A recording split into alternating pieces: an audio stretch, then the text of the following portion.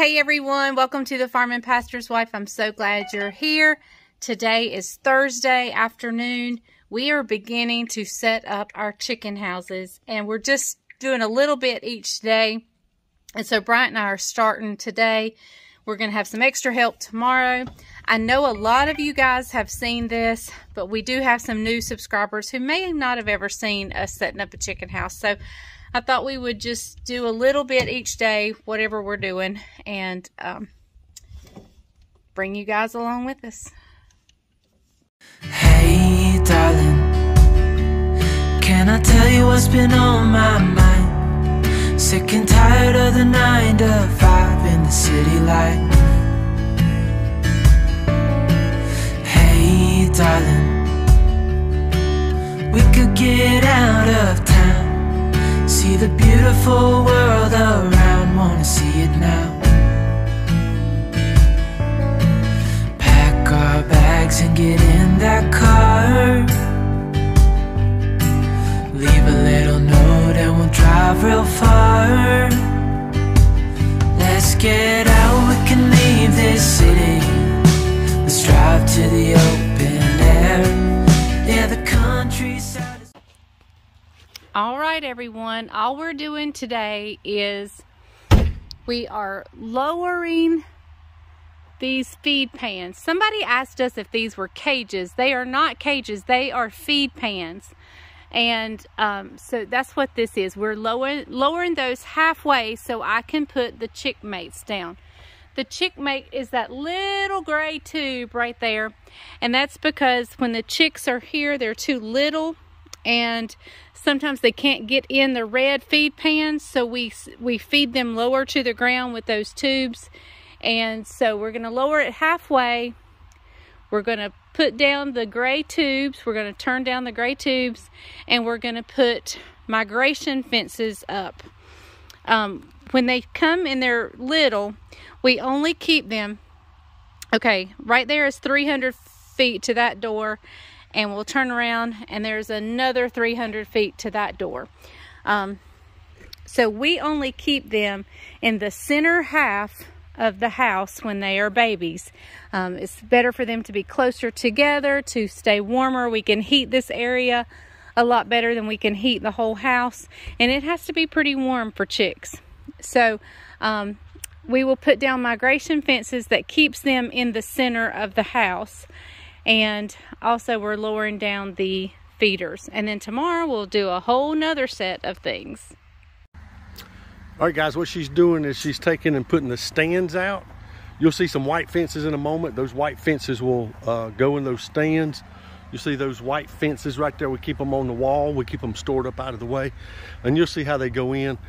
And they go right behind this pan right here, because that's the pan that's got the switch on it that turns that line on to make that feed run. And the reason, as she told you, that we put this fence up is because that back 150 feet right there, we don't let the birds go back there when they're little bitty bitties. They don't go back there until they're about 14 days old is when they go back there. So we keep them close to keep them warm, and because they're social creatures, they like the fellowship of each other. So let's watch her put these fences up. All right, she's got the first one going in right here. You'll see how she put it in that blue holder over there, that stand. She's putting it in this stand right here. Those slots right there, you see those slots, what that's for is that equipment right there will come down and actually go in those slots. And so that stops the birds from heading back there. She'll put 4 sections of the fence up and run it all the way across the house. Here she is putting the last fence in that goes in between here. And you can see, let me back it up. You can see now there's a continuous fence that goes all the way across the back of the house. There's a big curtain that'll come down right there to stop the airflow as well. Not really stop the airflow, but keep the heat in this portion. And that is called the brood section. We'll go down there to that end and repeat and do the same thing. All right, everyone, he's getting ready to let the feeders down about halfway.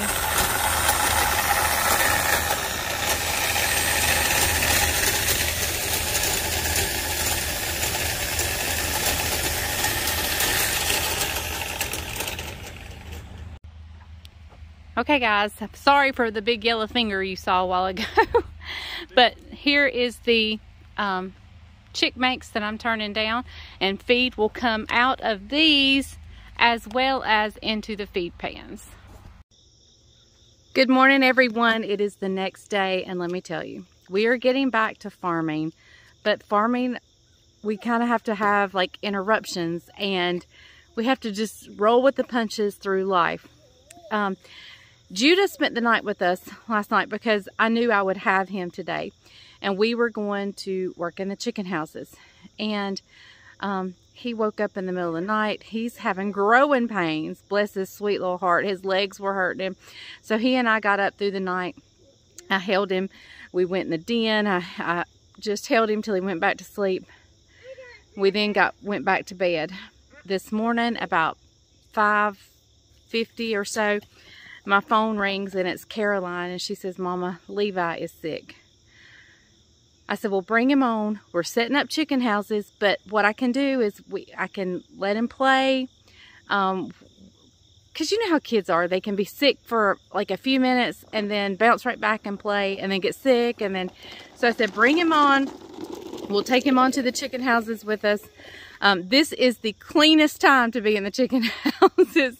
And so, and what I can do is just stop and hold him when I need to stop and hold him. And that's what we're doing. It is Thursday morning. No, it is Friday morning. It is 63 degrees out here. So there's a little briskness to the air, but we are getting started, and I'm gonna get them in the truck. All right, it's house day setup number 2. You can see that paper that we put down under the feed lines right there. That paper is about 3 foot wide, and it goes all the way down the length of the brood section. You'll see in just a second, those pans will set down on top of that. There is Miss Leslie, the farming pastor's wife. Y'all see her in her do-rag. That is Zach Attack, one of our buddies right there that helps us set up occasionally. What we're gonna do right now, we just basically take a pipe, put that paper on a pipe, and, hey, wrong way, hang on guys. Filming difficulty right there, okay. Oh, hang on, stick with me, here we go. All right, there we go. I gotta turn around. All right, she's gonna turn around. We hold this pipe like this right here, and then she walks the other direction, pulling it where it needs to go. And Zach and I just control the paper from walking back and forth left to right. It's hard for y'all to see because you're looking down there in that door. But there she goes. She's probably right there. She's about 75 feet from us. And so she'll pull it down there. We'll run this paper under this feed line. We'll let this feed line down in a second and put some trays out, so hang tight. Okay, y'all, the feeders that we lowered halfway yesterday, we're gonna finish going on down. And as you can see in the fence, there's a cutout hole that it's gotta fit in. So Bryant is gonna lower them, and I will guide it through that hole.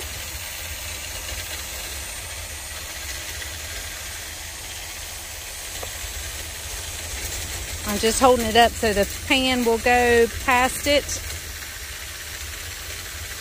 And then once the pole gets in there, I take my foot and I push it all the way to one side.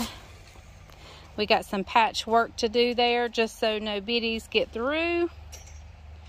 And we're gonna come over here and do the same thing to this side. Okay, everybody, as you can see, the bandana is off and I'm home. And I'm fixing to take a shower, then I'm gonna fix me a little something to eat. As you can see, Judah and Levi were not in any of those pictures or videos. I thought that Judah and Levi, their mom was only working part of a day, and so I thought that they felt well enough to be over there and I could work as well as take care of them. It ended up being that Levi just did not feel good and he wanted to be held the entire time. And so I just had to call his mom and say, you're gonna have to come home and take care of him. It's not, setting up chicken houses is not something we can put off. It's not something I can say, okay, I don't feel well today. And unfortunately, I had to call her to come get Levi, which makes me sad as a bubbles, but it is what it is. So anyway, she came home, and I think they've actually been feeling okay. Hopefully, I mean, I don't think they're not feeling good, but I think they're not sick as far as, I don't know. I haven't really asked her, so I don't know how they're doing. But hopefully they've done okay for her. But it just was not a situation where I could work and take care of a baby. And he just wanted to be held. If he hadn't have been needy, I mean, we could have done it. And he can't help that he was needy. He was a little baby and he just didn't feel good. And it wasn't fair to him for me to not call his mom.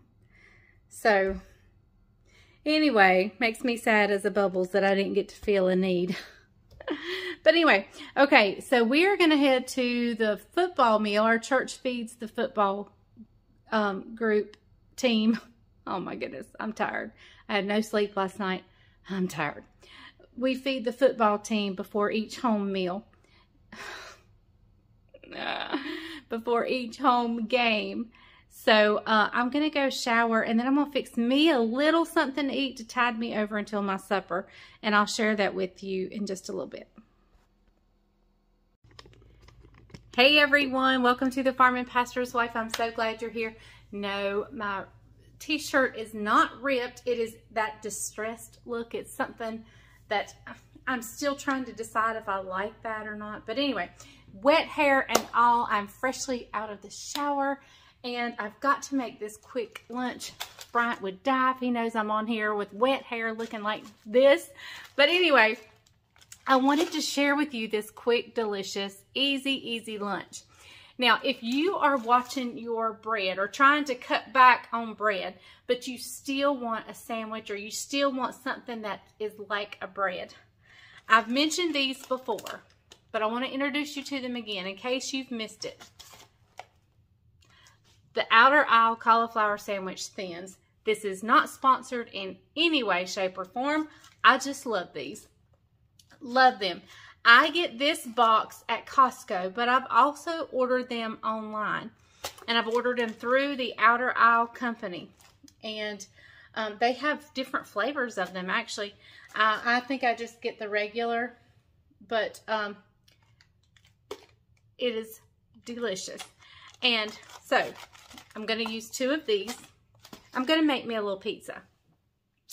I have put egg salad on them and had an egg salad sandwich, BLT sandwiches. I mean, and then you can make pizza out of them. I've put just mozzarella cheese and made cheese bread.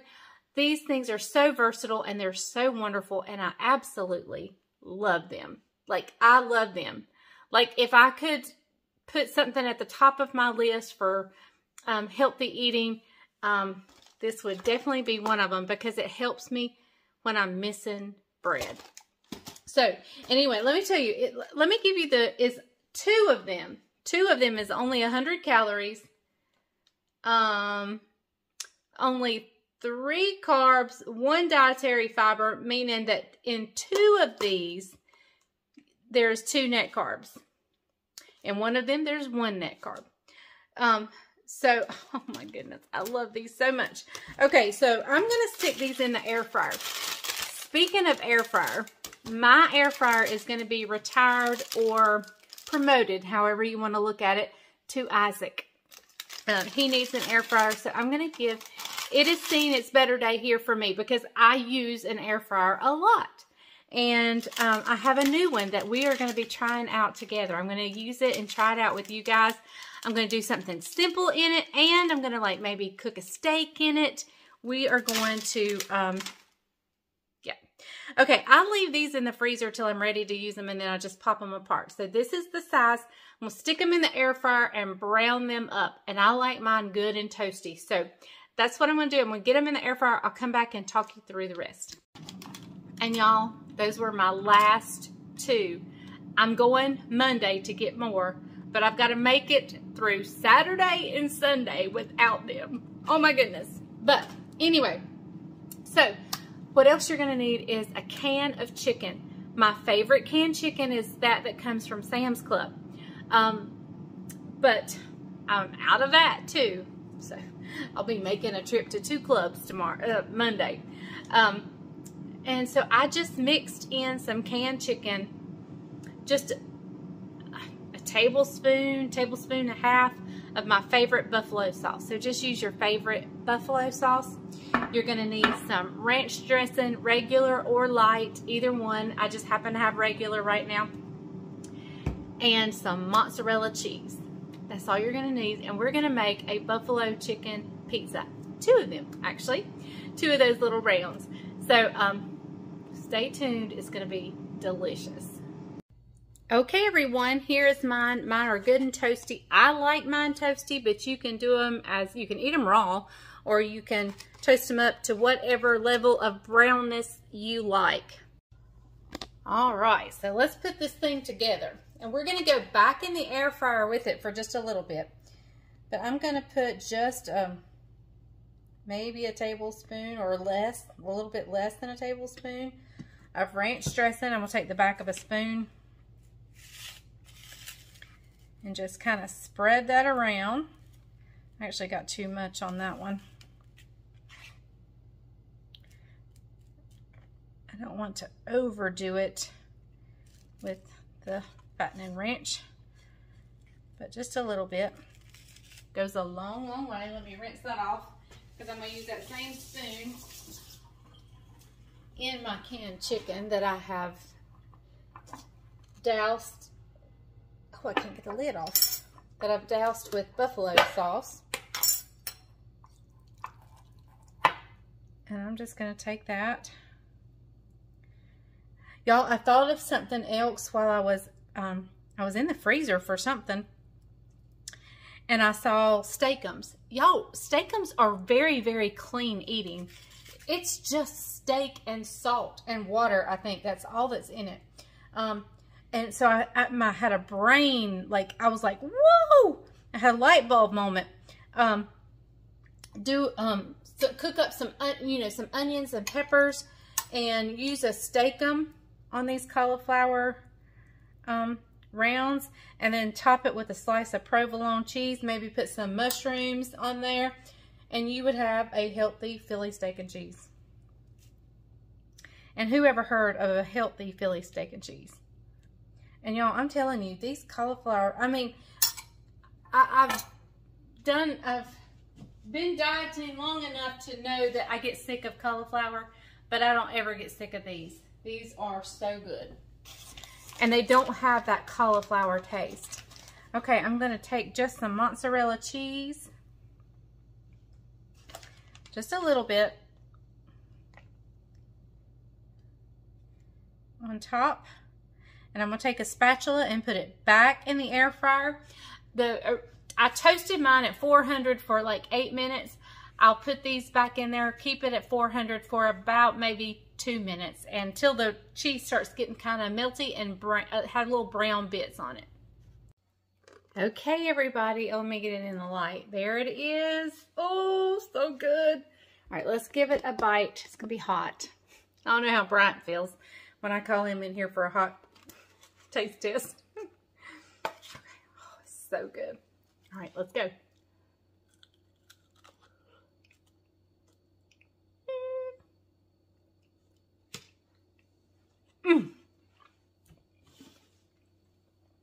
Y'all, that is so good. The ideas with this is endless. Absolutely endless. You could do a melted ham and cheese on this. A grilled cheese on this. So good. Okay, guys, I'm going to go eat and fix my hair. And I will see you guys next time on the Farm and Pastor's Wife. I'm not sure what any video holds at this point. Everything is a little crazy right now. I do know we have the air fryer. I want to do something in it with you guys so you can test it out with me. And I may do a steak. I may do a steak or may do salmon. If I do salmon, we'll try the peach salsa. So anyway, okay guys, I will see you next time on the Farm and Pastor's Wife. I hope you enjoyed coming along with me as we work in the chicken house and get back to farming after that wonderful vacation.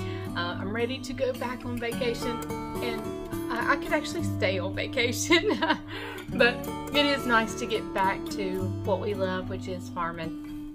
And so yeah, we'll see you next time on the Farm and Pastor's Wife, where if the grease is hot enough, you can fry anything. Bye y'all.